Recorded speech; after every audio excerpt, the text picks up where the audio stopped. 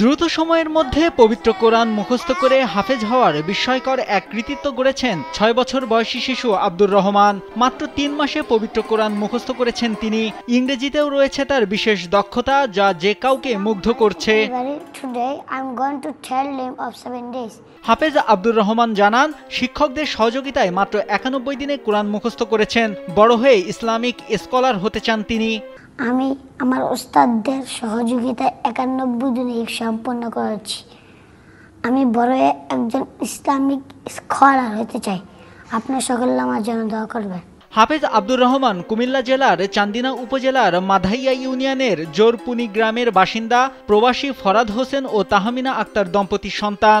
ওয়ালটন আবারও মিলিয়নিয়ার অফারে ওয়ালটন ফ্রিজ কিনে আপনিও হয়ে যেতে পারেন মিলিয়নিয়ার। তার এমন কৃতিত্বে গর্ববোধ করছে পরিবার। কোরআনের আলোয় আলোকিত হয়ে দেশসেরা আলেম হবে এমন প্রত্যাশা তাদের। আমার ছেলে ৯১ দিনে হিফজ সম্পূর্ণ করেছে। সবাই আমার ছেলের জন্য দোয়া করবেন, যাতে ইসলামিক স্কলার হতে চায়। আমার মেজর ছেলের নাতি মোহাম্মদ আব্দুর রহমান মিয়াজি, সে ৯১ দিনে কোরআনে হেফজ হয়েছে। ইনশাল্লাহ তাহার জন্য সবাই দোয়া করবেন, সে যেন ভবিষ্যতে বড় আলেম হতে পারে। প্রখর এই মেধাবী শিক্ষার্থী রাজধানী ঢাকার ৩০০ ফিট এলাকার পুলিশ হাউজিংয়ে অবস্থিত স্বনামধন্য ইংলিশ ভার্সন স্কুল ও মাদ্রাসা আল ইন্তেফাদা ইনস্টিটিউটের ২য় শ্রেণীতে অধ্যয়নরত। হিফজ শেষ করে বর্তমানে অধ্যয়ন করছেন রিভিশন বিভাগে। শিশু আব্দুর রহমান ৯১ দিনে কোরআন মুখস্থ করার অসাধারণ কৃতিত্বকে এক অলৌকিক ব্যাপার হিসেবে দেখছেন তার শিক্ষকরা। আমরা চাইব সে যেন বড় হয়ে দেশ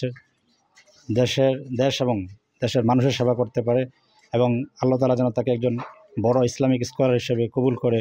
তার কোরআন মুখস্থ করার প্রতিভা আমাকে সবসময় মুগ্ধ করত। আল্লাহ তাআলা তাকে আরও সাফল্য দান করুন এবং তার এলেম ও আমল দ্বারা সমাজ উপকৃত হোক, এই দোয়া করি।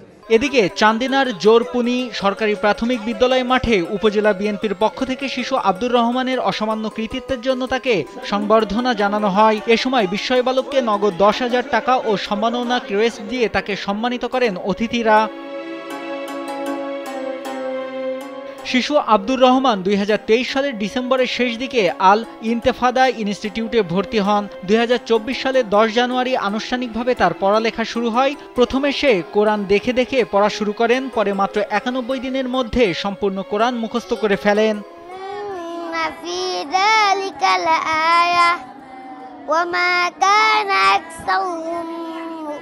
নাইমুল হাসিব, কালবেলা।